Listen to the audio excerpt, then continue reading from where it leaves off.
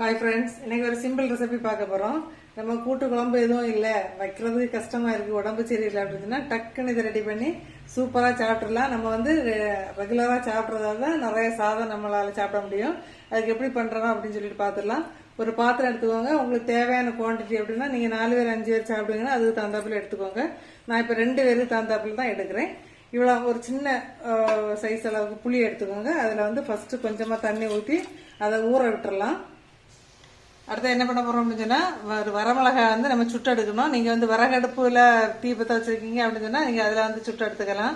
நம்ம முந்தியெல்லாம் எல்லாமே விறகடுப்புல தான் சமைக்கிறது. அந்த தீ தணல்ல தான் நான் வந்து மேக்ஸிமம் சுட்டு எடுக்கிறது. இன்னைக்கு வந்து எல்லாருக்குமே வந்து விறகடுப்பு யூஸ் பண்ண மாட்டீங்கல்ல, அதனால தான் கேஸ்ல சுட்டு எடுக்கிறேன்.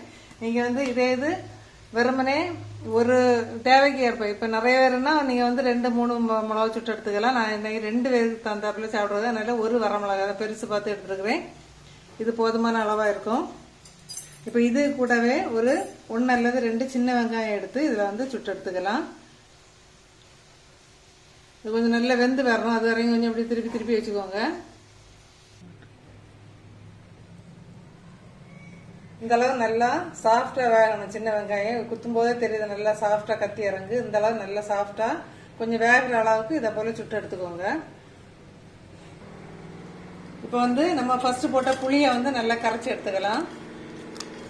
இப்போ நம்ம புளியை கரைச்ச தண்ணிக்குள்ள இந்த உப்பு தேவையான அளவு உப்பு போட்டுக்கோங்க. கல் உப்பு சேர்த்துக்கிறேன், உங்களுக்கு தேவையான உப்பு நீங்கள் சேர்த்துக்கோங்க. இப்போ நம்ம சுட்டு வச்ச வத்தலையுமே அதில் வந்து போட்டு நல்லா இதை போல் பிணைஞ்சி எடுத்துக்கணும். நல்ல கை வச்சு இதை போல் நசுக்கி எடுத்துக்கோங்க. இதை போல் ஆகணும்.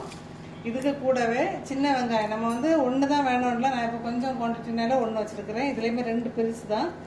நீங்கள் உங்களுக்கு தேவைக்கு தந்தாப்புல பார்த்தீங்கன்னா கைப்படுறதுக்கு முன்னாடியே அப்படி நல்லா பிசங்கி வந்துடும். இதே போல் நல்லா வேகிற அளவுக்கு நல்லா சுட்டு எடுத்துக்கோங்க.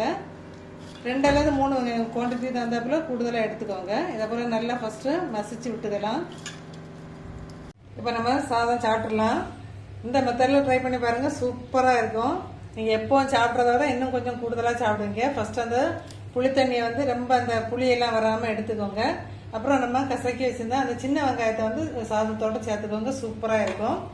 இப்போ இது கூடவே நீங்கள் சைடிஷ் வேணும்னா துவையல் வச்சுக்கோங்க. அப்படி இல்லை பப்படம், அப்படி இல்லைன்னா ஆம்லேட், இந்த மாதிரி ஏதாவது வச்சுக்கோங்க. சிம்பிளாக சூப்பராக இருக்கும்.